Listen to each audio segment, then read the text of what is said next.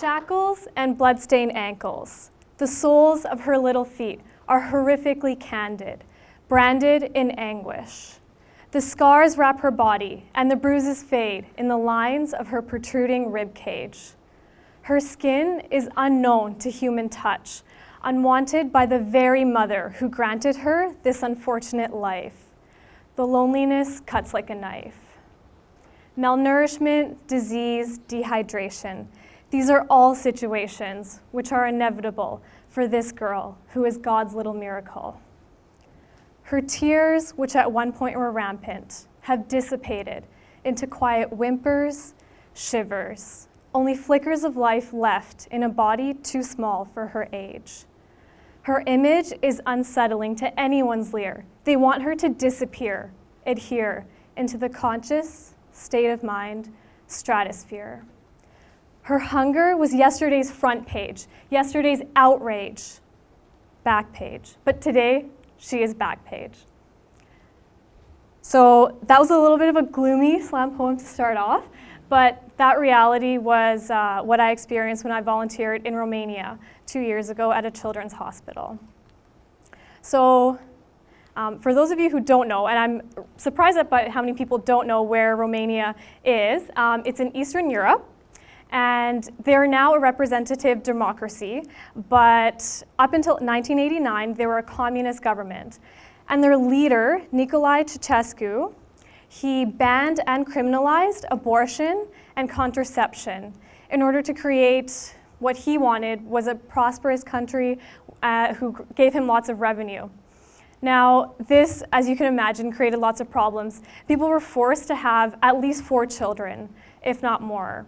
And this was sort of the start to their already terrible orphan problem. And Nicolae was actually executed on Christmas Day in 1989. Although 25 years almost after the end of communism, the problems that were in place because of him are still very alive. And I find they're very overlooked by the international community because, as you know, there's so much going on, so what do you focus on? And in Romania, there are Romanians who can be of any culture, any background, who live in Romania. And then there are the Roma, or formerly known as Gypsy people. And they have their own culture and language. And granted, there are a lot of Roma people who are middle class and upper class, but for the most part, they live in poverty in villages. And I've been to slums all over the world, and the villages in Romania are comparable, if not worse, to the places that I've seen. And these Roma people, they live with very high rates of crime. They're very illiterate. They have no education. They have early marriage, high rates of abortion, and they're very, very stigmatized against within Romania, and now they're migrating across Europe and the world as well. So I was fortunate enough to go to a city called Brașov, about 2 hours from the capital of Bucharest, and it's in Transylvania, which is where Dracula's castle is as well. Yeah, it was kind of cool. And so Brașov is a community, and they have a children's hospital there. And the hospital is 5 floors, and they take care of any kind of child. But for the most part, they have the people that I looked after, the babies and children, they were from the Roma villages. So these villages are outside of Brașov. So these families, they have 11 to 15 kids as an average for them. And they can't afford to feed them. They're very young families as well. They're 20s and 30s.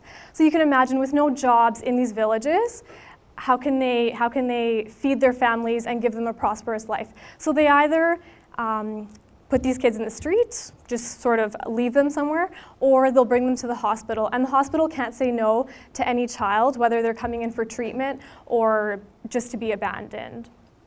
And so I was in this hospital in Brașov. And my journey started because I Googled online where to volunteer, and I found this opportunity. It's a very small organization I went with. 2 women, one from Germany, one from America. They went on a mission trip to Romania. They went to this hospital, and they saw, you can see this baby is wrapped in, just swaddled in cloth. And so when they went there, they saw that these babies were being wrapped in cloth, the Roma babies that had been left there, and they were left like that for days because they didn't have enough nurses or cloth to change these kids. So you can only imagine the problems to their skin that became of that. And so these women started a diaper drive. And by gaining trust with the Romanian people in that hospital, they created their own volunteer organization. And it's very small. And granted, there are people who live there now in Romania and do this full time, and then there's volunteers like me who come over, but there's not enough help for the amount of kids that are there lacking the love and attention that they so deserve. In order to become part of the European Union, Romania went to a meeting in Brussels, and the EU representatives told Romania, frankly, to clean up their act in order to become part of the EU. And what they meant by this was to get rid of the orphan problem. So one of their solutions was to ban orphanages for kids under the age of 2. And the reasoning for that was because there was most of the kids that are in the orphanages, not most, but a lot of them, are under the age of 2. They're babies, because that's sort of the easiest time for the parents to leave them. Their other solution to this was to ban international adoption. So right now, you can't adopt from Romania unless you are a Romanian citizen who has lived there for a certain amount of time. The reasoning for this was to lessen the amount of kids that have been trafficked from Romania, and also to keep their kids in Romanian culture. So although when I was there, I didn't really see much Romanian culture. So my role when I was there was to take care of these babies, whether it be changing them, feeding them, doing play therapy, muscle stimulation, and frankly, just to hold them. They don't receive human touch. The only time they get touched, other than the volunteers, is when the nurses change their diapers. And for a lot of these kids, even when they're being fed, they'll have 2 bottles at a time, the nurses, in 2 cribs like this. They don't burp them. They just don't have the time. And a lot of these nurses, as a nursing student, when I went there and saw this, they get paid 80 euros a month, these nurses, which my math is going to be terrible, but it's around $100 a month. We get paid almost 3 times that much in a shift almost. And so to see that and to know that these nurses are working incredibly hard, a lot of them have 2nd, 3rd, or even 4th jobs in order to feed their families. They know that they have to take care of these kids. Some of them know. Some of them, again, because of the stigmatization, don't want anything to do with these Roma babies that are left in the hospital. So it's up to the volunteers to give these kids the love and attention that they need.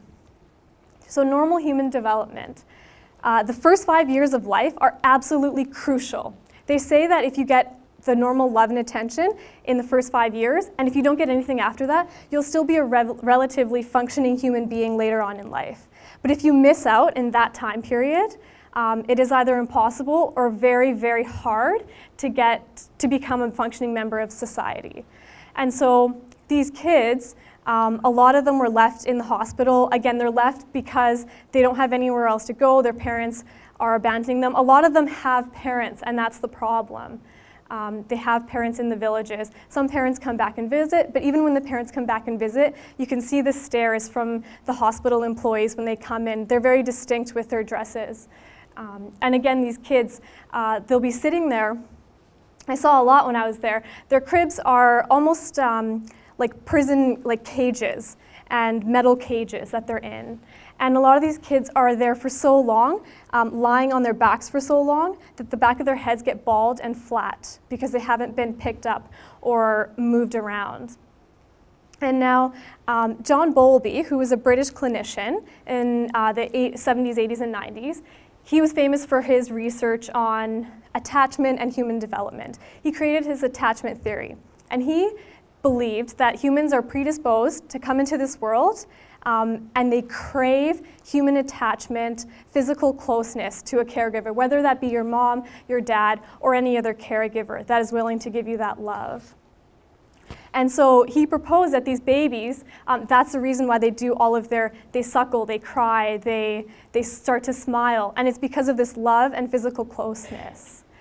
There was a lot of studies that went on initially after the fall of communism, once the world found out about the orphans.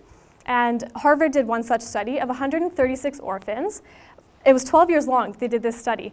And they found that the kids that were in institutions and in orphanages, the white matter in their brain was damaged significantly. And the white matter is what helps speed up your mental ability. It helps with language, emotions, so your personality, essentially. And these babies didn't get that. But there was a little bit of hope. They found that if the younger that they were put into foster care and adoption, the better they would be, and the changes would be reversed that they had in their white matter. And now within Romania, it is very taboo to adopt or to foster these kids, again, because of that stigmatization. It's a generational thing. It goes down from generation to generation. So a lot of these people, they don't want to adopt or foster these babies because that's what they've been told from, since they were young, is the Roma people.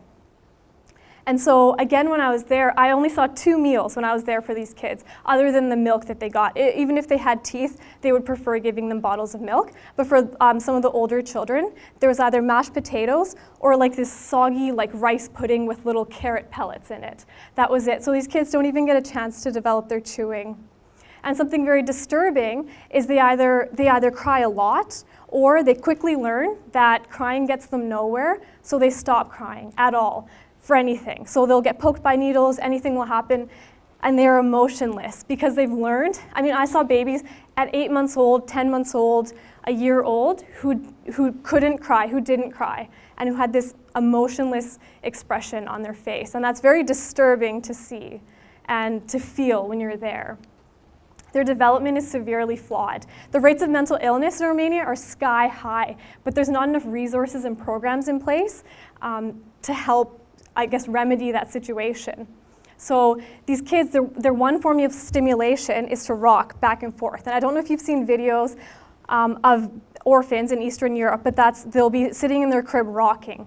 Or if their mental illness gets bad enough, they'll start flailing around. And so when I was there 4 months earlier, prior to when I was there, they had just placed a ban to stop tying kids to the cribs for no reason, because they would just tie their little arms and legs to the crib so that they wouldn't flail and they didn't have to deal with all of the problems that these kids with the mental illness had. So these kids, I saw kids that were 3 years old, 4 years old, 5 years old, didn't even know how to sit up, much less crawl, walk, or talk. And by 1 year old, you should be learning how to do those things. So how do you come over as somebody, I baby cuddled at KGH, I've done it all here. And to see that those babies were literally just left there and we were the only ones. And again, there's dozens of kids and only a few of us to help. The problem is so multidimensional. It's political, it's cultural, it's generational, it's traditional. So, going in as a nursing student, I don't know if there is a quick fix or a quick solution. And the topic of volunteerism is such a hot button issue right now, especially in our society.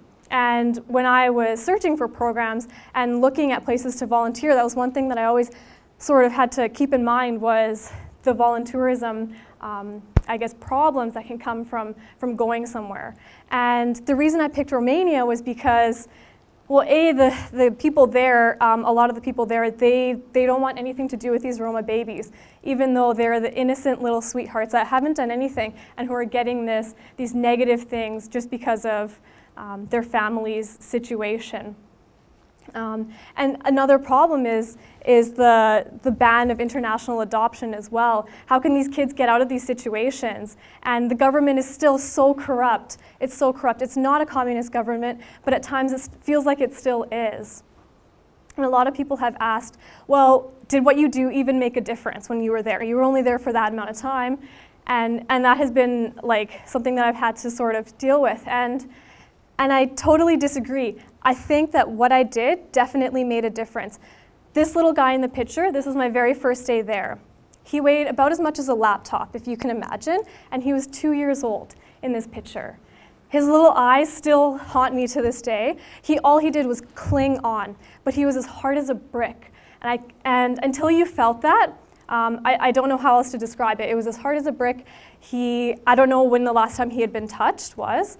And so I held him in my arms for hours until he fell asleep in my arms because of my lullabies. I learned a little bit of Romanian, so I helped him fall to sleep. But I think if you haven't experienced that feeling, it might be easy to pass the judgment and say, well, maybe what you did going there for such a short amount of time wasn't worth it. But it's like Ralph Waldo Emerson said, to leave the world a little bit better, whether by a child, a garden patch, or a redeemed social condition. To know even one life has breathed easier because you have lived, this is to have succeeded.